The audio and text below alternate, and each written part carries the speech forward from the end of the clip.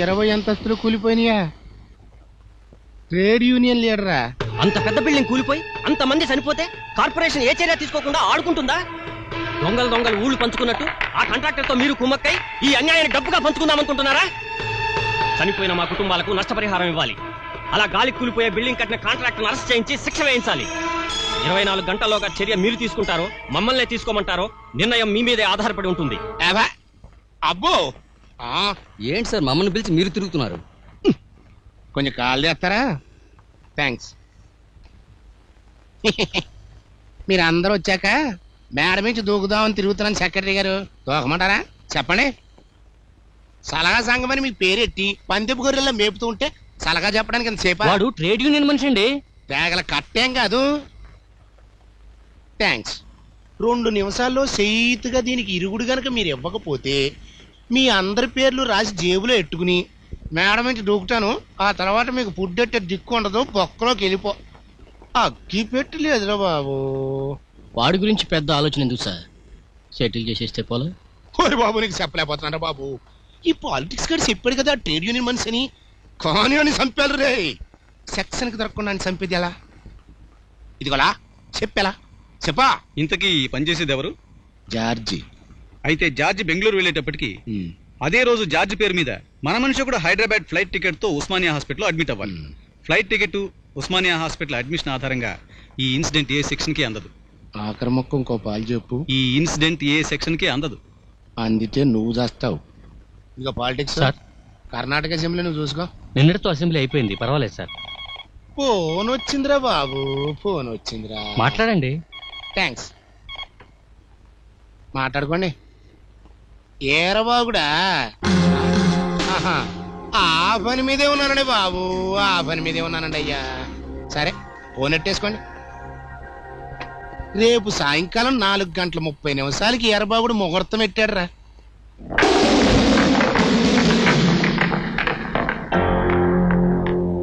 Okay, agreement పూర్తయింది. మిగతా విషయాలు వెంకటరత్నం గారితో మాట్లాడుకోండి. సారీ, 4:30కి 2 నిమిషాలు లేట్ అయింది.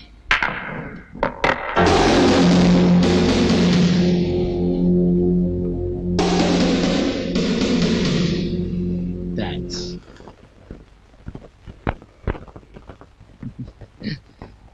హలో, ఏం చేస్తున్నావు? ఇంతకీ ఎక్కడా? నీ బాకీగానే ఉండిపోయింది. ఏం బాకీరా? అశోక్ చూపించరా రే, చూపించరా రే. Ashok no please. ఒరే నో, చాలా రోజుల నుంచి చూస్తున్నా ఆ పుస్తకంతోనే మాట్లాడుతున్నా, అందులో ఏముందో చూపించరా రే.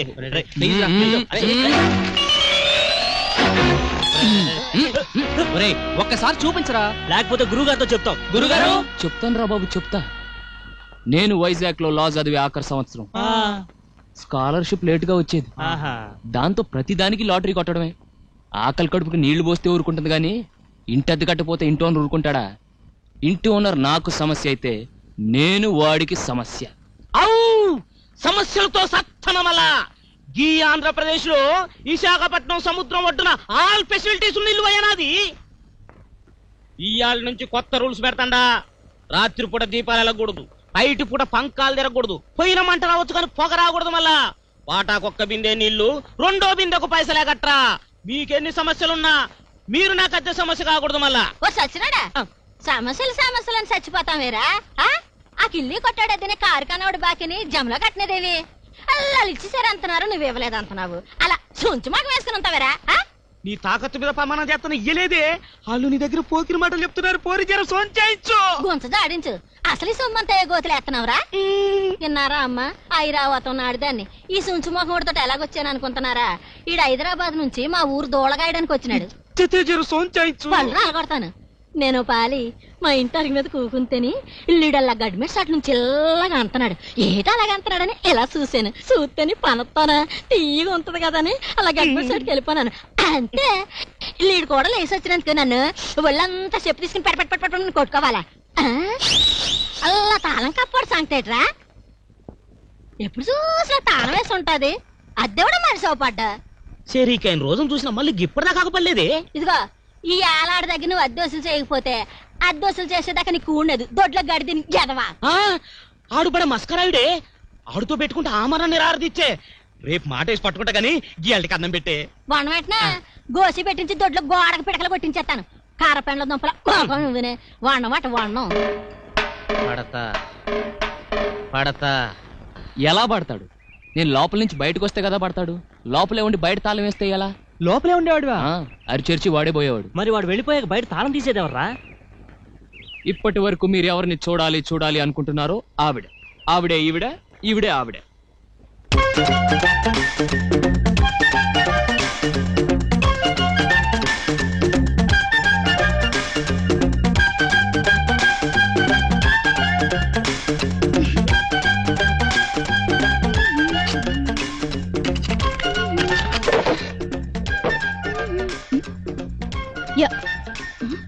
ఏమండి? హలో. ఏమిటి అవుతారు? అద్దె అవతారం. ఆయన వెళ్ళిపోయాడు గాని మీరు దిగండి. మీకు రోజు శ్రమిస్తున్నాను, చాలా సారీ అండి. పర్వాలేదులేండి. ఆ, ఉప్మా అండి. మీకెందుకండి శ్రమ? ఏమండి, చెవి కోసం మేకలు అతను అరుస్తుంటే అద్దె ఇచ్చేచ్చు కదండి. చూడండి, వాడి చెవి కోసిన మేకలా అరిచినా మూతిగిలిన కోతి లాగెంతినా మన దగ్గర ఉంటేనే కదండి ఇవ్వడం. లా చదవడమే స్కాలర్షిప్ తో, అది నెల భోజనం టికెట్ సరిపోవటానికే కష్టం అవుతుంది. అద్దె కూడా ఇవ్వాలంటే ఎలా అండి? ఇల్లు మీదా వాడిదా? ఏది ఏమైనా ఇవాళకి వాడు వెళ్ళిపోయాడు కదా, మళ్ళీ వాడు వచ్చేది రేపు. అప్పుడు దాకా అద్దె కూడా వదిలేండి. హలో హీరో, ఊరి నుంచి ఎప్పుడొచ్చావు? హౌస్ ఓనర్ అద్దె కోసం వచ్చి గొడవ చేసి వెళ్ళాడు. ఢిల్లీ ఫ్లైట్ దిగి ఇప్పుడే ఇంటికి వెళ్ళి అద్దె చేస్తున్నాను కదయ్యా. అనుకున్నాను. ఏమిటండి ఇది? అడిగాడు చెప్పాను. అర్రే, లైబ్రరీ ఫీజు కట్టలేదే. ఫీజు కట్టలేదా మీరు ఇంకా? రేపే ఆఖరి రోజు అన్నారే. ఓ 120 అంటే మాటలా? తీసుకోండి. బాధపడతారు. ఈ 120తో పాటు 4720 మీ బాకీ. ఆ 20 ఇచ్చుకోలేని తగ్గించుకోండి. కానీ ఆ మిగతా డబ్బు నేను ఎప్పుడు ఇచ్చినా తీసుకోవాల్సిందే, లేకపోతే నేను ఫీల్ అవుతాను. ఎందుకంటే రేపు టర్మ్ ఫీజు కట్టాలి, ఎల్లుండి ఎగ్జామినేషన్ ఫీజు కట్టాలి. కట్టాలిగా. అయితే ఇక నా ఫీజులేం కట్టుకోక్కర్లేదా? దేశానికి ఒక మంచి లాయర్ని ఇస్తున్నారు, గర్వపడండి. దొరికిన పొరగా అది ఇదేంది భయ్యా? 9 నెలల కింద ఇల్లు దక్కించినప్పుడు చూసినా, మళ్ళా ఇప్పుడు చూస్తున్నా. జరంతా ఒళ్ళు చేసినావు. ఉప్మా ఉప్మాయే పెట్టినోడు కిరాయి ఏమి ఇస్తావయ్యా? ఇయ్యమని అడగటానికి రాలే, జర యా తిప్పిద్దామని వచ్చినా. ఇగో రేపు పొద్దుగల 9 గంటల దాకా కిరాయి ఇవ్వకపోతే నువ్వు చేయబట్టే ఆత్మహత్య చేసుకుంటున్నానని సీటు మీద రాసి జేబులో పెట్టుకొని రైలు కింద పడి చచ్చిపోతా. నువ్వు చచ్చిపోయావురా? లాడెక్కడిస్తాడు? నువ్వు చచ్చిపోయే ముందు ఆ నెక్కలు బొక్కలన్నీ వివరంగా చెప్పి చచ్చిపో. లేకపోతే ఆ తర్వాత నాకోలేక పీకోలేక వలవల ఆడిపోతాను. ఏటా అలా చూస్తున్నావు? కారు గుదిన కాయకల నువ్వునే రాయేష్. అందమైన దంపతులకు పోటీ అట. హోటల్ స్వర్గం ప్రొపరైటర్ మ్యారేజ్ డే సందర్భంగా ఉత్తమ దంపతులుగా ఎన్నికైన వారికి 5000 బహుమతట. ఈడు జోడు వాడి వేడి ఉన్న దంపతులు పోటీలో నెగ్గి బహుమతి పొందవచ్చునటయ్యా.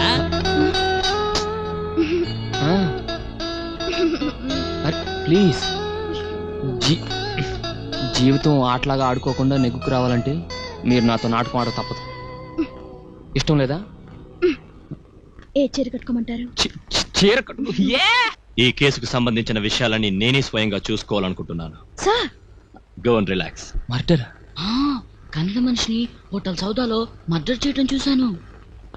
ఆ ఇన్స్పెక్టర్ మేడం నిన్ను అనుమానించి పట్టుకుందిగా, నువ్వు చేయించావు. కానీ అసలు వ్యక్తి ఎవరో నాకు తెలుసుగా. ఎవరు చెప్పరా? అది మరేమో. ఇదిగో ఈ 100 రూపాయలు తీసుకొని చెప్పు. చెప్పినప్పుడల్లా 100 వస్తుంది. అదే ఆపరేషన్ డబ్బు కూడేంత వరకు సీరియల్ పొడిగిస్తే సరే. మిగిలిన రేపు చెప్తా గురు.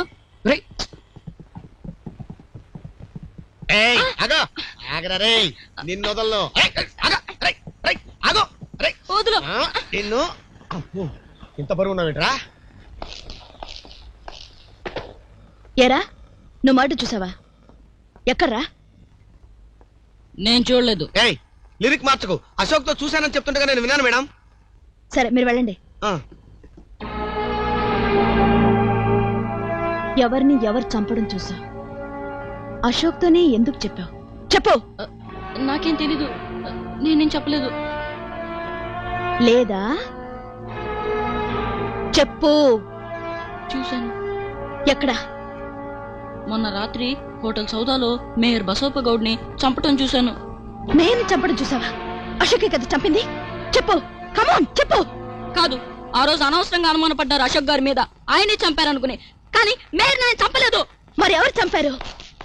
ఎవరో తెలియదు గాని చంపిన వాడిని చూస్తే మాత్రం ఖచ్చితంగా గుర్తుపట్టగలను. అశోక్ చెప్పాడా ఇలా మార్చి చెప్పమని? లేదండి, నేను చెప్తుంది నిజం అండి. నోర్మీ.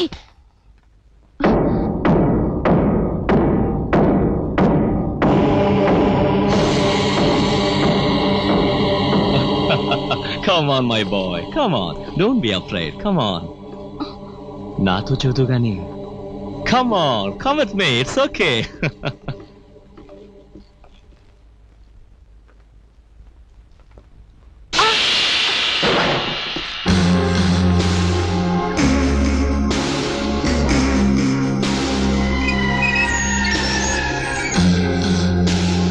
సో ఆ రోజు హోటల్ సూట్లో మేయర్ని చంపిన వాడిని నువ్వు చూసావు. చూశాను. అతన్ని మళ్ళీ చూస్తే గుర్తుపట్టగలవా? గుర్తు తెచ్చుకో.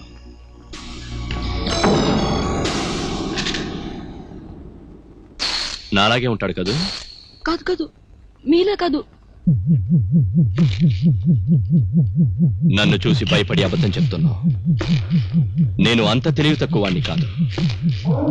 మేయర్ని చంపింది నేనే అని నీకు తెలుసు. అది ఇంకెవరికీ తెలియకుండా ఉండాలంటే నిన్ను చంపక తప్పదు. వద్దండి, వద్దు, నన్ను చంపొద్దండి. నేను పోతే మా తాతయ్యని చూసుకునే వాళ్ళు ఎవరు లేరండి. ప్లీజ్. నీకు తాతయ్య కూడా ఉన్నాడా? అవునండి, కాళ్ళు లేవు. ఊరికే భయపెట్టడానికి చేశానంతే. నా విషయం బయట చెప్పకుండా ఉండాలంటే నీకెంత డబ్బు కావాలో చెప్పు, ఇస్తాను. మా తాతయ్య ఆపరేషన్ చేయించడానికి 1000 రూపాయలు పోగు చేశానండి. కానీ మొత్తం పోగు అయిపోయిందని మా తాతయ్యతో అబద్ధం చెప్పాను. ఇంకా 9000 రూపాయలు కావాలి. ఇస్తారా?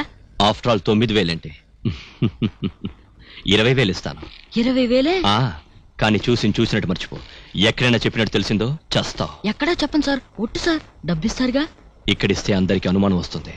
నువ్వు ఇంటికి వెళ్ళేసరికి డబ్బు పంపిస్తాను. గో. Thank you sir. నేను పట్టిన కేసు స్ట్రాంగే, కానీ ఏదో పసపస జరిగింది. కేసు స్ట్రాంగ్ అయితే డీజీ గారు ఎందుకు వదిలేస్తారా? వెళ్ళాయని అడుగు.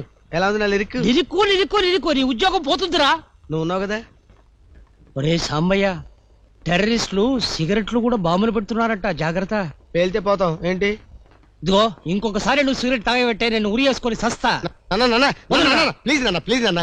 నాన్న, ఇదే ఆఖరి సిగరెట్ నాన్న. ఇవ్వను. మా నాన్న ఎంతో మంచాడు. వదలరా. ఇదిగో,